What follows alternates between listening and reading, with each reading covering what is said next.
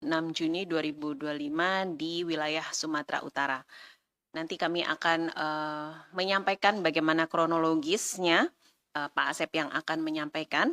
Kemudian kami juga akan memperlihatkan barang bukti yang berhasil kita ambil atau kita amankan pada hari Kamis lalu.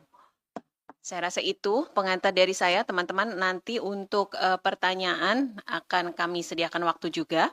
Namun sebelumnya nanti Pak Asep akan memberikan kronologisnya dan informasi terkait dengan kegiatan tangkap tangan berikut ini.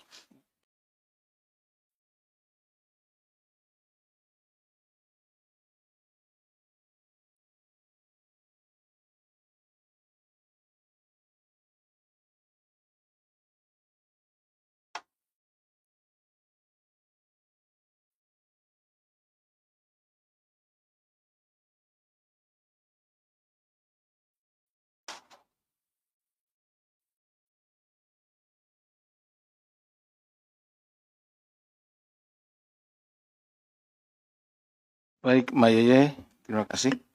Bismillahirrahmanirrahim. Assalamualaikum warahmatullahi wabarakatuh. Selamat sore dan salam sejahtera bagi kita sekalian. Selamat tahun baru bagi yang merayakan. Pada kesempatan sore hari ini seperti tadi disampaikan oleh Mbak Yeye bahwa kami akan menyampaikan uraian terkait dengan kegiatan tangkap tangan dugaan tindak pidana korupsi terkait proyek pembangunan jalan di Dinas PUPR Provinsi Sumatera Utara dan di Satuan Kerja Pembangunan Jalan Nasional atau PJN Wilayah 1 Sumatera Utara. Seperti tadi telah disampaikan oleh Mbak Yeye juga bahwa pada hari ini kita akan sampaikan yang pertama-tama adalah terkait dengan kronologisnya, di mana sejak beberapa bulan yang lalu, itu ada informasi dari masyarakat kepada kami terkait dengan dugaan tindak pidana korupsi, kemudian juga adanya infrastruktur di wilayah tertentu di Sumatera Utara, kualitasnya yang memang kurang bagus, sehingga diduga ada tindak pidana korupsi pada saat pembangunannya. Berbekal dari laporan informasi tersebut dari masyarakat, kemudian KPK menurunkan tim tentunya dan memantau pergerakan yang kemudian juga di pertengahan tahun ini ada beberapa proyek jalan, ya, khususnya ini jalan, ada beberapa proyek jalan di Sumatera Utara. Nah, sekitar awal minggu ini diperoleh informasi ada kemungkinan pertemuan dan juga terjadi penyerahan sejumlah uang. Kami sudah mendapatkan informasi ada penarikan uang sekitar 2 miliar dari pihak swasta yang kemungkinan besar uang 2 miliar ini akan dibagi-bagikan kepada pihak-pihak tertentu, di mana pihak swasta ini berharap untuk memperoleh proyek, ya, terkait dengan pembangunan jalan. Kemudian kami melakukan pemantauan, tim melakukan pemantauan dan bergerak ke sana pada sekitar malam Kamis. Kami memantau bahwa ada pertemuan antara pihak swasta, ini saudara Kir, ya, dan saudara Ray dengan saudara TOP, ya, di salah satu tempat. Kemudian kami memantaunya. Selain itu kami juga berkomunikasi dan berkoordinasi dengan stakeholder lain, khususnya dengan PPATK tentunya, untuk memantau pergerakan dari uang. Ya. Kita mengikuti dengan follow the money. kemana uang itu akan berjalan. Nah, setelah melalui proses pemantauan, kita mencari data juga bahwa ada kegiatan atau ada beberapa proyek pembangunan jalan. Itu ada di 2 tempat ya. Yang pertama itu proyek pembangunan jalan di Dinas PUPR Provinsi Sumatera Utara, yaitu preservasi jalan Simpang Kota Pinang Gunung Tua, Simpang PAL 11. Ini dengan nilai 56,5 miliar, ini tahun 2023. Kemudian preservasi jalan Simpang Kota Pinang Gunung Tua, Simpang PAL 11 tahun 2024. Ini nilainya 17,5 miliar di 2024. Kemudian ada beberapa rehabilitasi jalan dan preservasi jalan di kota Gunung Tua, Simpang PAL 11. Ini Simpang Kota Pinang Gunung Tua, Simpang PAL 11. Dan penanganan longsoran di tahun 2025. Kemudian ada juga proyek jalan ya, pembangunan jalan di Satuan Kerja Pembangunan Jalan Nasional atau PJN di wilayah 1 Sumatera Utara, yaitu proyek pembangunan jalan Sipingot Batas Labusel dengan nilai 96 miliar. Kemudian proyek pembangunan jalan Hutaim Baru Sipingot dengan nilai 61,8 miliar. Sehingga totalnya sejumlah 231,8 miliar. Nah, dengan adanya proyek jalan tersebut senilai 231,8, maka kami memutuskan sini karena sudah ada pergerakan uang, nih deliver uang, gitu. Ini masih pada tahap awal ya. Rekan-rekan, ini supaya pihak swasta ini dengan perusahaannya memenangkan proyek-proyek jalan tersebut. Gitu. Kita dihadapkan pada 2 pilihan. Pertama adalah kami menunggu sampai dengan proses lelang ini berjalan, kemudian pembangunan jalan ini berjalan, dilakukan oleh pihak-pihak yang memang sudah disetting menang. Kita akan menunggu nanti sejumlah uang, pada umumnya 10-20%. Berarti kalau dari 231,8 miliar itu, ada sekitar 46 miliar. Ini akan digunakan untuk menyuap. Nah, apakah kami harus menunggu sampai uang itu cair, kemudian diserahkan kepada para pihak, lalu kami tangkap dan kami bawa sejumlah uang itu sekitar 46 miliar sebagai buktinya ke sini. Nah, pilihan kedua adalah kita ingin mencegah supaya pihak-pihak ini tidak mendapatkan proyek tersebut. Kenapa?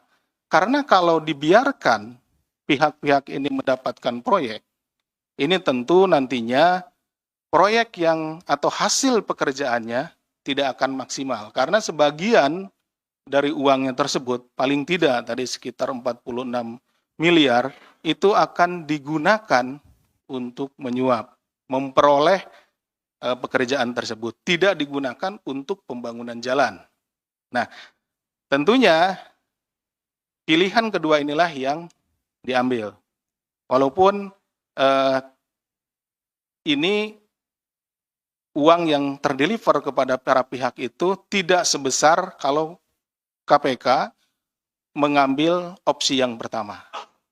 Tetapi tentunya kebermanfaatan dari masyarakat akan lebih besar kalau mengambil opsi yang kedua. Kenapa? Pihak-pihak atau para pengusaha yang akan mendapatkan pekerjaan dengan cara-cara curang, dengan cara-cara menyuap, itu kemudian akan kita gagalkan. Terbukti hari ini kita bisa menangkap mereka, dengan barang bukti, walaupun dengan barang bukti yang lebih sedikit, tidak 46 miliar, tetapi perusahaannya tersebut tidak akan menjadi pemenang. Ya, tidak akan menjadi pemenang atau yang melakukan pekerjaan pembangunan jalan tersebut. Sehingga kita berharap nilai kontrak 231,8 miliar untuk pembangunan jalan di beberapa ruas jalan yang ada di Sumatera bisa dimenangkan oleh perusahaan-perusahaan yang kredibel. Sehingga hasilnya nanti ke depan ya, kita tunggu ya,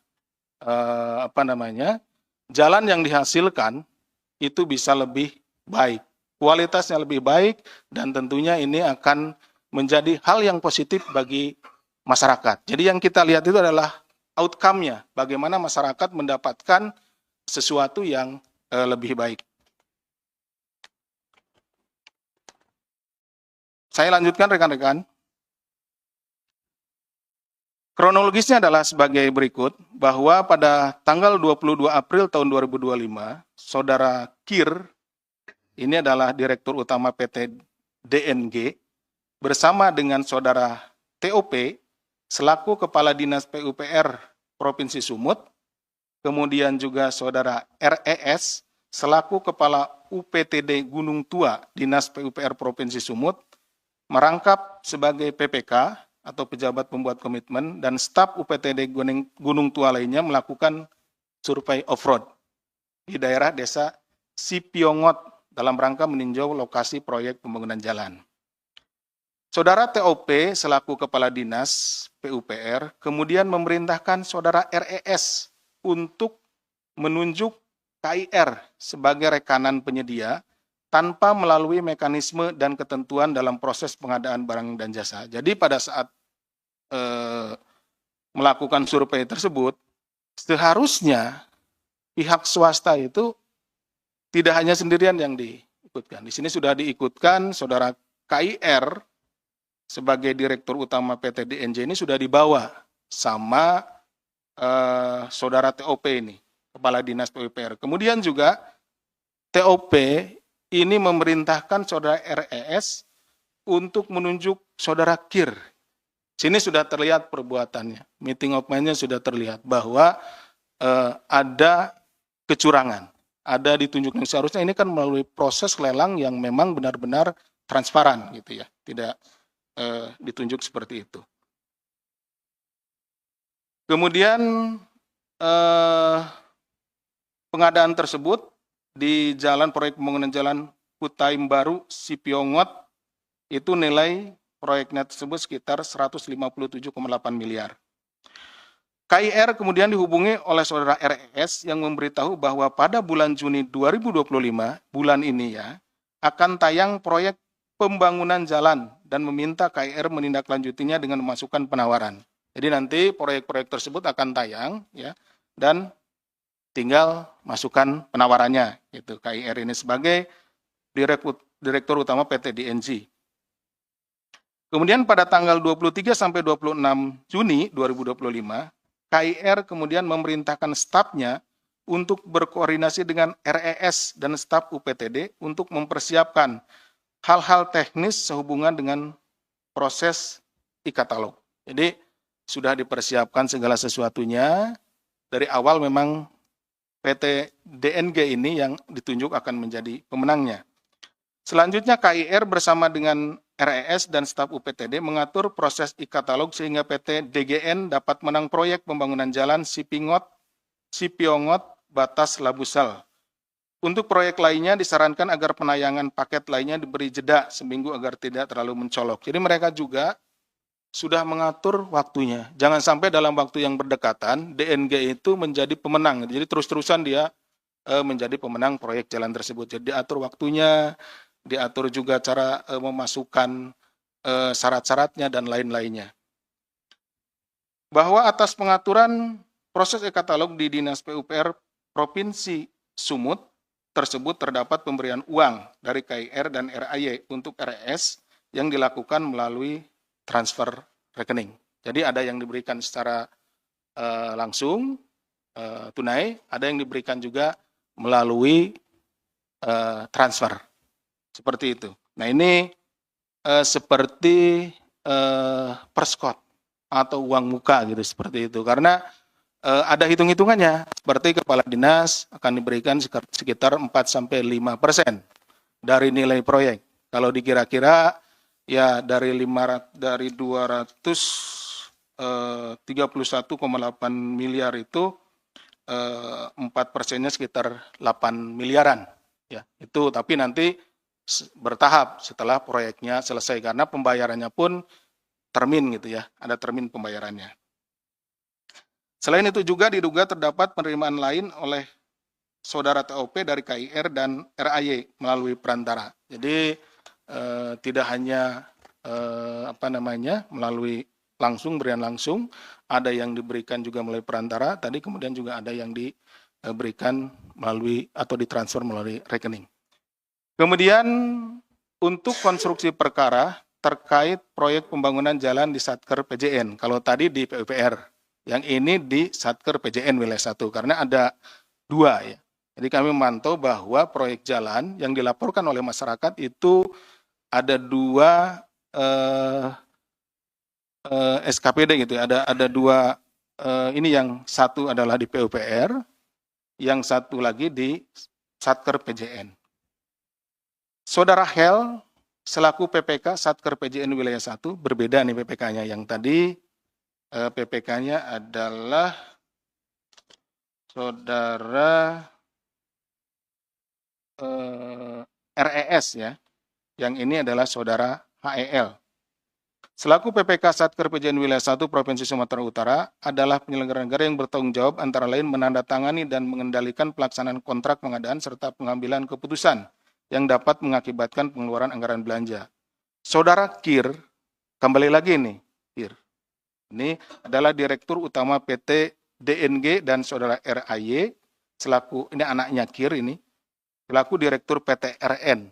Jadi, KIR ini tidak hanya ke PUPR untuk mendapatkan proyek jalan, tetapi juga ke Satker PJN wilayah 1. Ya. Jadi, kesempatan kami ke sana, itu memantau saudara KIR, ternyata dia memberikan suapnya kedua tempat, ke PUPR, kemudian yang satunya lagi ke Satker PJN wilayah 1. PT DNG dan PT RN telah mendapatkan pekerjaan di Provinsi Sumatera Utara. Ini setelah kami runut-runut, setelah kami cari informasinya, dilakukan penggeledahan, diperoleh informasi bahwa sejak tahun 2023, saudara KIR dengan PT DNG dan saudara RAY dengan PT RN-nya, itu telah memperoleh pekerjaan jalan, yaitu jalan Simpang Kota Pinang Gunung Tua, Simpang PAL 11 tahun 2023, ini 56,5 miliar, seperti tadi telah disampaikan. Simpang Kota Pinang Gunung Tua, Simpang PAL 11 tahun 2024, 17,5 miliar. Kemudian rehabilitasi Kota Pinang dan lain-lainnya yang tahun 2025. Kemudian saudara HEL karena jabatannya selaku Satker PJN wilayah 1 Sumatera Utara telah menerima sejumlah uang dari saudara KIR dan RAY sebesar 120 juta dalam kurun waktu 2024 sampai 2025. Nah ini yang bersangkutan setelah kita telusuri, baik dari informasi yang kita peroleh di lapangan maupun dari PTK, bahwa ada uang yang sudah bergeser ke saudara HEL dari saudara KIR ini sekitar 120 juta. Penerimaan uang tersebut adalah karena HEL telah melakukan pengaturan proses e-katalog untuk pekerjaan di Satker wilayah 1 BPPJN. Ya, jadi sama saja seperti yang pertama tadi. Nah ini karena ini katalog juga, pengaturnya sama gitu. Jadi saudara HEL maupun saudara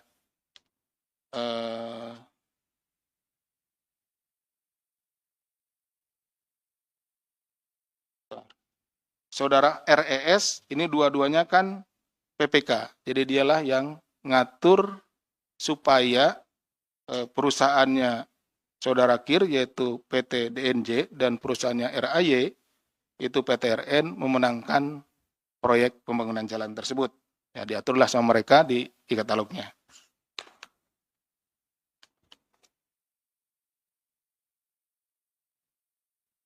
Dari dua perkara tersebut, ya, karena ada yang ke PUPR, kemudian ada yang ke PPJN, maka saudara KIR dan saudara RAY itu selaku pihak pemberi, ya, kemudian saudara TOP dan saudara RES itu penerima dari proyek yang ada pada Dinas PUPR, sedangkan saudara HEL selaku pihak penerima terkait proyek di Satker PJN Wilayah 1.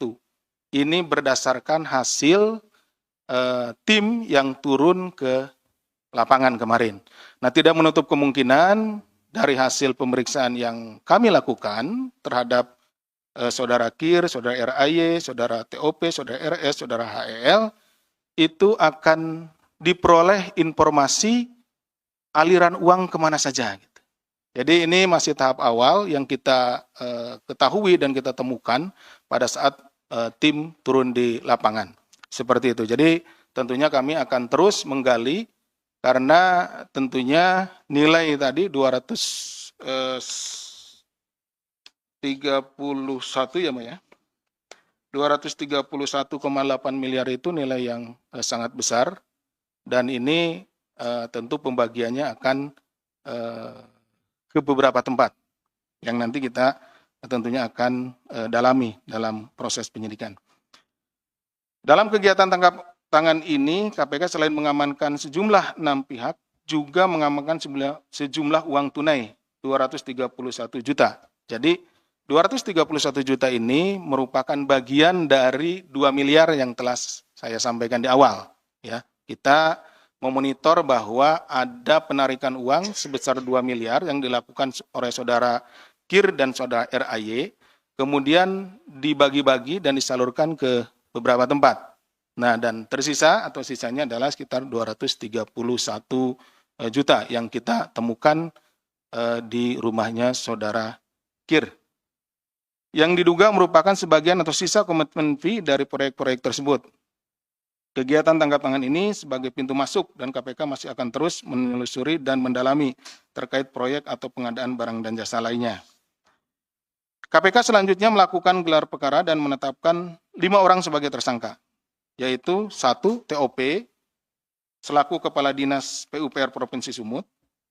Nomor 2, Saudara RES, selaku Kepala UPTD Gunung Tua Dinas PUPR Provinsi Sumut, merangkap pejabat pembuat komitmen atau PPK. Ini untuk perkara di Dinas PUPR. Kemudian Saudara HEL, selaku PPK Kasatker PJN Wilayah 1 Provinsi Sumatera Utara. Ini untuk perkara yang di PJN. Saudara KIR selaku Direktur Utama PT DNG dan Saudara RAY selaku Direktur PTRN. Ini adalah pihak swasta yang memberikan suap kepada 3 orang tadi dari 2 dinas yang berbeda. Atas perbuatannya, para pihak disangkakan Saudara KIR dan Saudara RAY disangkakan telah melanggar pasal 5 ayat 1 huruf A atau huruf B atau pasal 13 Undang-Undang Nomor 31 Tahun 99 tentang pemberantasan tindak pidana korupsi sebagaimana telah diubah dengan Undang-Undang Nomor 20 Tahun 2001 tentang perubahan atas Undang-Undang Nomor 31 Tahun 99 tentang pemberantasan tindak pidana korupsi. Yunto pasal 55 ayat 1 ke 1 Kitab Undang-Undang Hukum Pidana. Ini pemberinya, beri suap ya. Kemudian saudara TOP, saudara RES, dan saudara HEL disangkakan telah melanggar pasal 12 huruf A atau huruf B, pasal 11 atau pasal 12B besar. Ini gratifikasi, 12AB 11 itu terkait dengan suap penerimanya, 12 huruf kecil, 12 huruf A kecil, B kecil. Undang-Undang Nomor 31 Tahun 99 tentang pemberantasan tindak pidana korupsi sebagaimana telah diubah dengan Undang-Undang Nomor 20 Tahun 2001 tentang perubahan atas Undang-Undang Nomor 31 Tahun 99 tentang pemberantasan tindak pidana korupsi. Yunto pasal 55 ayat 1 ke 1 Kitab Undang-Undang Hukum Pidana. KPK selanjutnya melakukan penahanan terhadap tersangka tersebut yaitu saudara TOP, RES, HEL, KIR, RAY untuk 20 hari pertama terhitung mulai tanggal 28 Juni hari ini sampai dengan 17 Juli 2025. Penahanan dilakukan di Rutan Cabang KPK Gedung Merah Putih. KPK mengimbau kepada pihak-pihak terkait untuk kooperatif dalam proses penegakan hukum tindak pidana korupsi. Dan KPK juga mengucapkan terima kasih yang sebesar-besarnya kepada masyarakat yang telah melaporkan perkara ini, dan kami juga tentunya menghimbau kepada masyarakat di daerah lain apabila melihat, mendengar terkait dengan adanya dugaan tindak pidana korupsi bisa dilaporkan kepada KPK atau kepada aparat penegak hukum lain, yaitu kepolisian dan kejaksaan, untuk ditindaklanjuti. KPK menyadari bahwa sektor pengadaan barang dan jasa merupakan salah satu sektor yang rawan terjadinya tindak pidana korupsi. Oleh karena itu, KPK melalui tugas koordinasi dan supervisi terus melakukan pendampingan dan pengawasan kepada pemerintah daerah.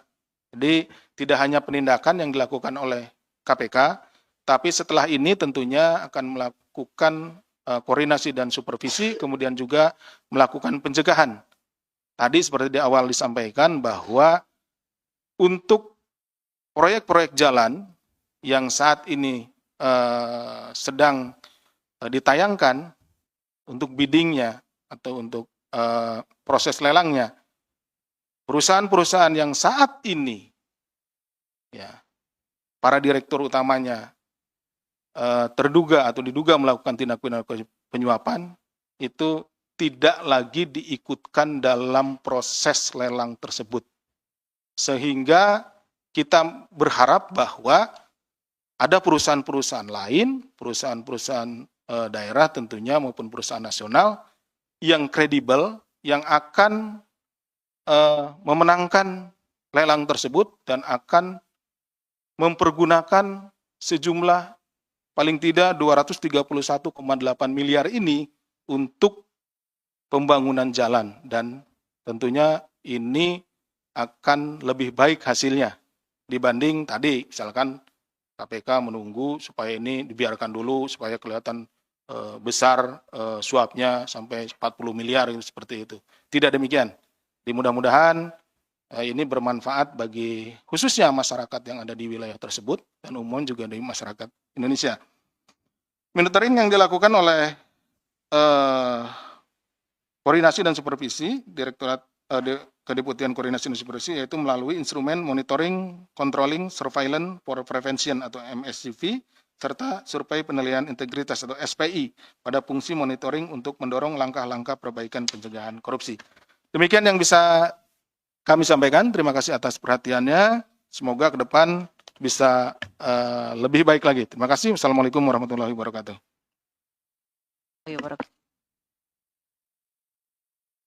Oleh Pak Asep, bagaimana kronologisnya, kemudian juga penetapan tersangka.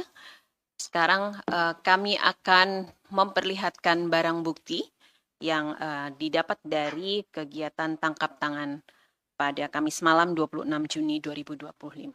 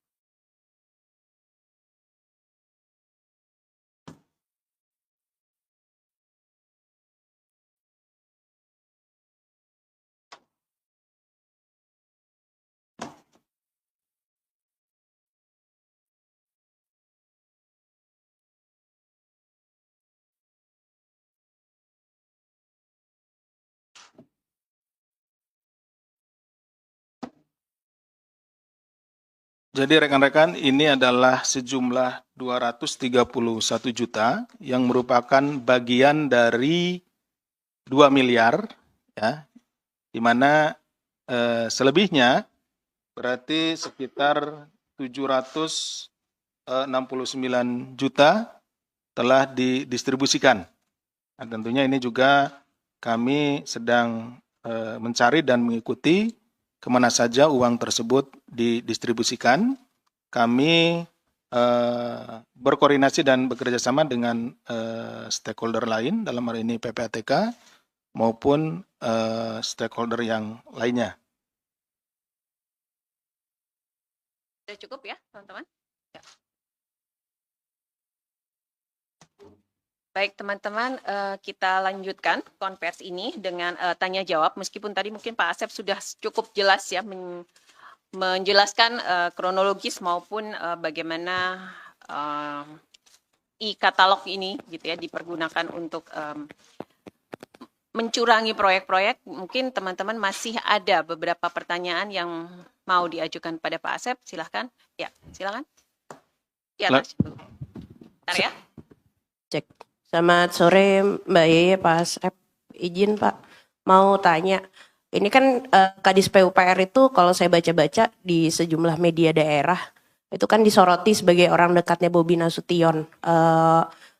Gubernur Sumut dan pernah menjadi walkot. Bahkan si TOP ini juga pernah jadi PLT Sekda Kota Medan dan disebut juga membantu pemenangan pilkada di Kota Medan dan di Sumut gitu. Nah, pertanyaan saya tuh apakah nantinya KPK akan mengusut adanya setoran uang ke Bobi Nasution gitu atau ke pihak-pihak lain yang di atasnya si TOP ini sebagai kadis. Itu yang pertama.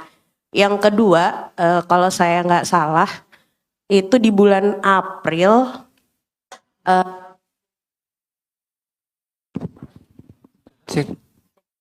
waduh. Yang kedua, kalau saya nggak salah ingat, Bobi Nasution tuh pernah ke KPK waktu jadi gubernur Sumut ya. Kalau nggak salah Korsup itu di bulan April kalau nggak salah. Tapi sekarang justru anak buahnya nih ketangkep nih. Nah ini sempet nggak sih kayak dikasih warning gitu ke Bobi Nasution gitu.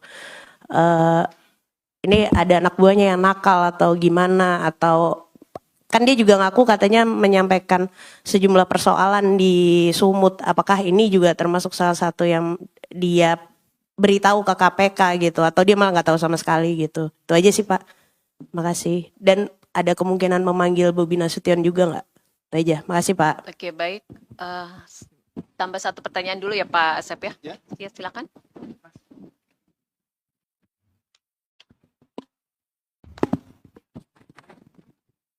Ya, selamat sore Mbak Ye, Pak Asep. Saya Rizky dari Tempo. Mas Rizky ya. Okay. Ya. Yang pertama sih, saya masih agak bingung soal kan yang diamankan 6 orang ya Pak Asep ya. Siapa? 6 orang yang diamankan ya. Ya, sementara yang jadi tersangka 5 orang. Nah, satunya ini siapa dan kenapa Pak Asep? Itu dulu. Terus masih terkait dengan keterkaitan Pak Bobi tadi ya ditanyakan oleh Mbak. Jadi mungkin minta konfirmasi aja nih Pak Asep, benarkah barangkali dari operasi itu kemarin penyidik atau Satgas itu menemukan bukti percakapan gitu antara para tersangka mungkin ke Pak Bobi tentang keterlibatannya itu. Terus apa tindakan KPK kalau memang itu benar ya setelah itu gitu, apakah berencana langsung ke rumah Pak Bobi apa gimana? Itu aja sih Pak Asep. Terima kasih. Oke, baik. Terima kasih Rizky dan Tasya. Silakan Pak Asep untuk menanggapi Terima kasih, pertanyaan. Mbak Yeye. Terima kasih Mbak Tasya. Sudah lama kayaknya ya, nggak konversi. Baik, dari Mbak Tasya, secara garis besar ada 2 yang ditanyakan, tapi nanti beranak kayaknya ini. Yang pertama terkait dengan profil dari TOP ya Mbak ya, Kadis PUPR, mana tadi Mbak menyampaikan orang dekatnya gubernur, saudara BN, bahkan mungkin dari sebelum jadi gubernur ya, sudah menjadi orang dekatnya. Kemudian pernah juga menjabat PLT Sekda Kota Medan waktu saudara BN menjabat Wali Kota Medan gitu ya, dan lain-lain. Nah, yang ditanyakan adalah apakah KPK akan mengusut saudara setoran ke BN ataupun ke atasannya dari OB. Nah, tentu ya Mbak Tasya dan rekan-rekan, kami seperti juga yang telah disampaikan beberapa waktu bahwa saat ini sedang dilakukan upaya follow the money, mengikuti kemana uang itu. Tadi kan dari 2 miliar nih, yang kita ketahui awal itu, uang 2 miliar itu kemudian sudah didistribusikan. Ada yang diberikan secara tunai, ada juga yang ditransfer, dan ada yang masih sisa, yang 231. Jadi seperti saya sampaikan, bahwa selebihnya ini sedang kita ikuti. Kalau nanti ke siapapun ya, ke atasannya atau mungkin ke sesama kepala dinas ya, atau ke gubernur, kemanapun itu, dan kami memang meyakini, kami tadi juga sudah sampaikan bahwa kita bekerjasama dengan PPATK untuk melihat kemana saja uang itu bergerak. Nah, kita tentu akan panggil, akan kita minta keterangan, nah, apa dan bagaimana sehingga uang itu bisa sampai kepada yang bersangkutan. Gitu. Jadi tidak ada dalam hal ini yang akan kita kecualikan. Gitu. Kalau memang bergerak ke salah seorang, misalkan ke ke kepala dinas yang lain atau ke Pak Gubernurnya, ya kita akan minta keterangan, kita akan panggil dan kita minta keterangan. Ditunggu saja ya. Kemudian pada bulan April ini saudara BN selaku gubernur terpilih di Sumatera Utara. Ini tidak hanya, sepengetahuan kami tidak hanya gubernur Sumatera Utara ya, gubernur Jawa Barat juga sini gitu ya, dan beberapa gubernur yang lain, beberapa kepala daerah yang lain ke sini, tentunya menyampaikan beberapa hal yang ada di wilayahnya. Yang disampaikan tidak spesifik terkait tentang ini. Memang mungkin terkait dengan birokrasi yang ada di sana, hambatan-hambatan birokrasi apa saja dan yang lain-lainnya. Nah, selamat datang Mas Mario. Nih suhunya masalah ini. Jadi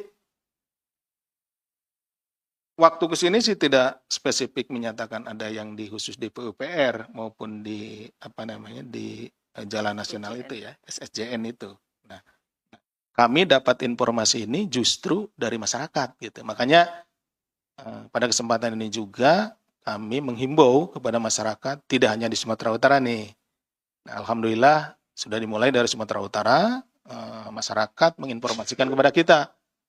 Ini di provinsi-provinsi lain, di kota maupun kabupaten lain, silahkan. Apabila misalkan sekarang ada infrastruktur, pembuatan infrastruktur yang harusnya misalkan bisa bertahan sekian tahun, tapi kualitasnya kelihatan kan jelek, kan beda antara kualitas yang bagus, kita kasat mata juga bisa melihat gitu ya, dengan kualitas yang buruk. Nah, tapi juga tentu harus dilengkapi dengan dokumen-dokumen maupun juga bukti-bukti. Jadi tidak hanya sebatas kita, ada jembatan misalkan rusak, tiba-tiba rusak, kena banjir. Oh ini korupsi, dilaporkan ya. Harus ada juga ini pihak mana yang membuat dan lain-lain, ini anggaran tahun berapa anggarannya dan yang lainnya. Itu bisa langsung nanti dilaporkan ke PLPM. Kemudian itu kan ya Mbak Tasya. Tadi seperti saya sampaikan, kalau ada kaitannya baik itu ada aliran uang, atau ada perintah ya. Tidak harus selalu ada aliran uang. Ya, termasuk ke gubernur, itu kita akan panggil tentunya. Misalkan hanya ada perintah, memerintahkan untuk memenangkan pihak-pihak ini. Nah, uangnya belum dapat ya tetap kita akan panggil dan kita akan minta pertanggungjawaban gitu kan. Seperti itu.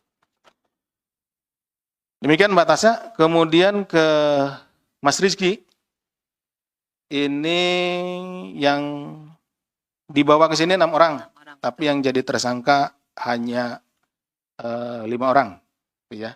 Tadi ada 2 dari pemberi, kemudian 3 dari penerima ya, Mas Rizky. yang satu orangnya kemana, gitu kan ya. Jadi yang satu orangnya itu setelah kita periksa dan kita dalami perbuatan-perbuatannya itu belum cukup bukti bahwa dia sebagai pelaku. Jadi sehingga kategorinya adalah saksi. Tetapi ini adalah baru permulaan gitu ya, Mas Rizky ya. Jadi ketika nanti pendalaman kita juga akan melakukan upaya paksa lainnya, penggeledahan dan lain-lain gitu ya, penyitaan. Apabila memang ternyata orang ini yang kita dugaan ini kuat dan didukung oleh bukti-bukti yang lain, maka tidak menutup kemungkinan tidak hanya 5 orang ini gitu. Bahkan yang tadi yang keenamnya mungkin bisa nambah lebih dari 6 yang lainnya gitu. Karena tadi dijelaskan di sini juga itu tidak hanya tahun ini saja. Saudara Kir dan saudara RAY ya. RAY ini dapat proyek. Jadi mulai 2023, 2024 gitu ya. Itu sudah selesai berarti kan? Proyeknya sudah selesai dikerjakan, uangnya sudah masuk ke beberapa tempat. Nah, itu yang sedang kita telusuri juga. Nah, kita berharap sih melakukan upaya ini, termasuk operasi tangkap tangan ini, sebelum proyek itu dilaksanakan. Sehingga tadi senilai 230 ya. 231,8 ya. 231,8 miliar ini, yang ini proyek ini tidak lalu menjadi proyek yang dikerjakan memang oleh orang-orang yang melakukan atau korup gitu ya. Sehingga pekerjaannya atau hasil kerjanya nanti akan sia-sia. Kalau di awal seperti ini, nah itu bisa lebih bagus. Kenapa? Karena kita bisa mengeliminir, membantu pihak dalam hal ini Provinsi Sumatera Utara untuk mengeliminir perusahaan-perusahaan yang tidak kredibel ini, yang berusaha mendapatkan proyek itu dengan cara-cara curang, dengan menyuap beberapa pihak. Gitu. Tadi juga sudah saya jelaskan di awal bahwa kami di KPK ini memiliki 2 pilihan. Ya. Pilihan pertama adalah kami biarkan dulu proyek ini yang 231,8 ini biarkan dulu berjalan. Biarkan dulu biddingnya berjalan. Pastikan yang akan menang di lelang itu ya si Kir dan si Ray ini kan perusahaan itu. Kemudian dari sana sudah pastilah sebagai bentuk dari ucapan terima kasihnya atau janjinya di awal itu antara 10-20% akan diberikan kepada para pihak ini. Berarti dari 231 itu sekitar 46 miliar itu akan dikeluarkan dari anggaran tersebut bukan untuk membangun jalan, tapi untuk diberikan kepada orang-orang ini, para pejabat ini. Pada saat itulah kita lakukan OTT. KPK dapat 46 miliar. Saya bawa ke sini 46 miliar barangnya, rekan-rekan bisa lihat nanti gitu kan.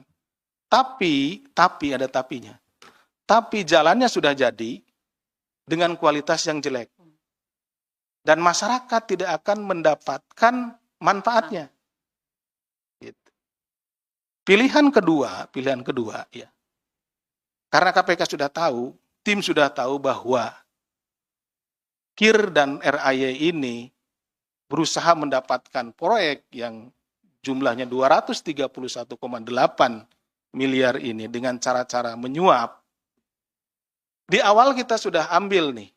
Walaupun yang kita ambil tadi cuman ada sejumlah 231 juta. Gitu. Hampir mirip nih, 231 miliar ini 231 juta ya. Ada 231 juta sisanya dari 2 miliar yang sudah dibagi-bagikan. Tadi rekan-rekan bisa melihat jumlahnya cuma segini, kecil. Ya. Tetapi manfaat yang dirasakan oleh masyarakat akan besar. Kenapa? Karena proyek jalan ini tidak akan dikerjakan oleh perusahaan-perusahaannya KIR maupun oleh perusahaannya RAY. Yang jelas-jelas dia ingin mendapatkan proyek itu dengan cara-cara curang. Kami berharap, tapi ini bolanya bukan di kami nih. Bolanya sekarang ada di pemerintah daerah. Kami berharap dengan KIR dan RAY ini perusahaannya kita sudah ambil, pilihlah perusahaan-perusahaan yang kredibel. Pilihlah perusahaan-perusahaan yang memang, kalau boleh dibilang yang nasionalis lah. Dari 231 miliar itu mungkin digunakan lah. Diambil keuntungannya, silakan ya itu yang wajar ya. Kemudian digunakan semuanya untuk pembangunan jalan. Sehingga kualitas jalannya akan menjadi bagus. Dan masyarakat akan menikmatinya. Itu pilihannya. Itu seperti itu. Jadi rekan-rekan yang dipilih oleh KPK dan tentunya oleh pimpinan adalah outcome-nya. Bagaimana masyarakat akan memperoleh manfaat yang lebih besar. Dibanding kita menunggu untuk melihat bahwa KPK berhasil meng-OTT, mengamankan 46 miliar. Seperti itu kira-kira rekan-rekan. Tadi kalau yang terkait dengan gubernur, saudara BN, sudah dijawab juga ya Mas Rizky, bahwa siapapun yang terlibat di dalam perkara ini, tentu kami tidak akan ragu-ragu untuk memanggil dan meminta pertanggungjawaban. Silakan Mbak. Iya, mungkin. Oke, baik. Terima kasih teman-teman. Satu lagi. Mario. Ya, di Terakhir depan. ya. Ini dulu. Oke, silakan. Assalamualaikum. Tunggu. Mario. Yang sini dulu, pegang Mario. mic, Om. Nanti Om yang kedua. Bentar. Assalamualaikum Pak Asep, Mbak Yeye. Wahyu dari Rakyat Merdeka. Mau tanya soal yang, ini kan dari yang untuk rencana proyek yang di Satker PJN itu kan hanya PPK-nya aja ya? Ya, ya. Peran kepala PJN-nya Ya. ada dugaan cawe-cawe atau penerimaan uang. Sama ada aliran uang atau kaitan dengan kemarin yang dilaporkan gratifikasi Irjen PU ya ke KPK nggak sih Pak? Ada aliran ke sana nggak? Irjen PU ya. Yang laporan gratifikasi itu. Oke. Ya, itu aja Pak. Ya, Mario, singkat, padat, jelas. Tes. Sudah lama nggak ketemu Mas Mario? Ya, makasih. Pertanyaannya satu aja. Pertama, saya mungkin karena telat, saya cuma pengen nanya bahwa sumber anggaran pendanaan proyek ini dari mana? APBN kah atau APBD? Karena berkaitan soal jalan nasional biasanya ini APBN. Iya. Terus kedua, biasanya dalam pembahasan terkait APBN, dari legislator biasanya memiliki dana aspirasi ataupun semacam ini kan modus sama Saya seperti tahu kemana arahnya. Oke. Arahnya nggak penting, tapi bagaimana pelaksanaannya, pemaparannya itu yang mau kita kulitin. Siap. Oke. Jadi pertanyaannya apakah memang KPK sudah mensinyalir adanya dana-dana aspirasi? Pertama terkait proyek pembangunan jalan di sana, dan kedua apakah orang-orang yang memiliki dana aspirasi di wilayah Sumut tersebut memiliki koneksitas dengan gubernur saat ini? Bukan orang-orang, mungkin legislator. Oh iya. Aspirasi itu. Ya, seperti itu. Nah, kemudian apakah KPK juga sudah mendeteksi kalau di pelaksana tadi 10-20%, kira-kira yang memiliki dana aspirasi ini berapa? Kalau kalau Damayanti kan 8% waktu itu ya. Ya kira-kira mohon dijabarkan karena saya telat, saya nggak tahu, tapi intinya itu pertanyaan. Makasih. Oke, baik, terima kasih. Ini pertanyaan terakhir ya, silakan Pak Asep. Terima kasih Mas. Ada 2 pertanyaan nih Mbak ya dari Mas Wahyu dan Mas Mario. Yang pertama terkait dengan, betul ini yang PJ-nya masih PPK, tapi kalau yang tadi di PUPR itu kan sudah ke atasnya ya Mas ya. Nah ini yang sedang kita dalami karena kami juga, pertanyaan ini juga sama dengan pertanyaan kami. Gitu. Ini kan baru tingkat PPK nih, bagaimana ke atasnya? Gitu seperti itu, dan Tidak hanya ke atas, sampingnya juga bagaimana. Nah, seperti itu. Nah, ini sedang dalam proses pendalaman tentunya. Tapi yang kami temukan dalam tangkap tangan kali ini itu adalah ke saudara Hel ini, ke PPK-nya ya. Ditunggu saja nanti. Baik. Mas Mario, seperti yang disampaikan oleh Mas Mario tadi bahwa ini proyek jalan nasional, kemudian juga ada di dinas PUPR. Benar, Mas. Ini asalnya dari dari APBN. Kemudian nyambungnya juga tadi, apakah ini ke legislator, itu sedang didalami gitu ya. Jadi ini Mas Mario saya jelaskan. Ini ada informasi dari masyarakat. Jadi ini bottom up nih dari masyarakat bahwa yang sebelum-sebelumnya nih kan ada ini PT yang milik saudara kiri ini PT DNG ya, DNG ini dan milik saudara RAY ini sudah melaksanakan proyek jalan ini sejak 2023 bahkan sebelumnya. Tapi yang dilaporkan sejak 2023. Nah, berbekal dari laporan dari masyarakat tersebut, kemudian kami menurunkan tim. Nah, kemudian tim di sana melakukan assessment, survei dan lain-lainnya ke sana. Nah, ditemukanlah bahwa memang apa yang dilaporkan oleh masyarakat itu benar adanya. Dilihat dari kualitas jalan itu sendiri. Ya, dari situ. Nah, kemudian di tahun ini, di pertengahan tahun ini akan ada lagi proyek jalan gitu ya. Proyek jalan di mana perusahaannya saudara Kir dan saudara RAY ini ikut lagi nih. Ikut lagi untuk lelang ya, di katalog untuk lelang. Nah, mereka itu sudah komunikasi kembali. Kemungkinan besar di tahun 2023 dan 2024 mereka juga berkomunikasi dengan orang-orang yang sama gitu ya. Orang-orang yang sama gitu yang nanti kita sedang akan susuri. Nah, kami juga mendapat informasi bahwa ada penarikan sejumlah uang itu sekitar 2 miliar. Ini di sekitar hari Selasa atau Rabu di minggu ini ya. Ya, dengan adanya penarikan sejumlah uang ini adalah saudara Kir dan saudara RAY, ini pihak swastanya ya, dua-duanya direktur dari perusahaan.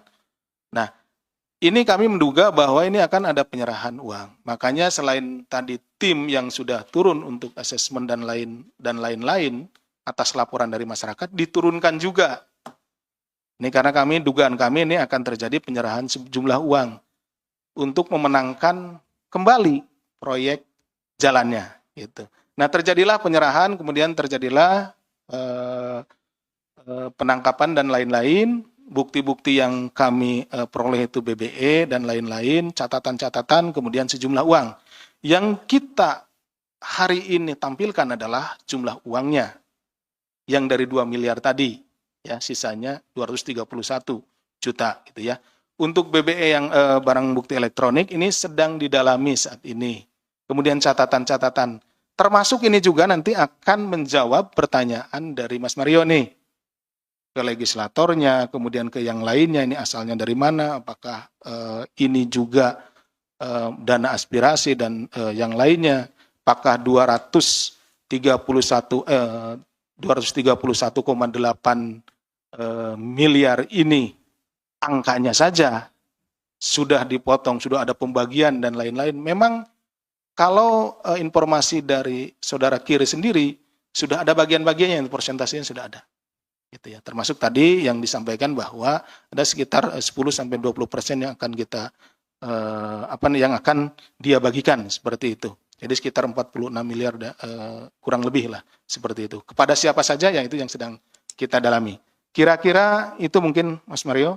Kalau sudah dapat nanti tentu kita akan konversi lagi, akan kita sampaikan lagi data-datanya. Demikian, terima kasih Mbak Ye. Ya, baik. Terima kasih Pak Asep, teman-teman semuanya. Saya rasa sudah cukup untuk konvers pada sore hari ini. Seperti tadi disampaikan oleh Pak Asep bahwa update terkait dengan penanganan perkara ini akan kita lakukan secara berkala lewat konferensi pers maupun nanti dengan jubir. Seperti disampaikan juga oleh Pak Asep bahwa penanganan perkara ini kita mengutamakan adalah kebermanfaatan untuk masyarakat yang lebih besar, sehingga tadi kita ingin juga menutup kesempatan bagi perusahaan-perusahaan yang tidak kredibel untuk ikut dalam proyek-proyek lelang yang pada akhirnya merugikan publik gitu ya. Jadi KPK akan terus mengusut perkara ini dengan follow the money dan juga mengikut sertakan para stakeholder yang lain termasuk juga untuk aspek pencegahan. Demikian teman-teman semuanya, terima kasih untuk kehadiran dalam konvers ini. Saya tutup, selamat sore, Assalamualaikum warahmatullahi wabarakatuh. Waalaikumsalam warahmatullahi wabarakatuh.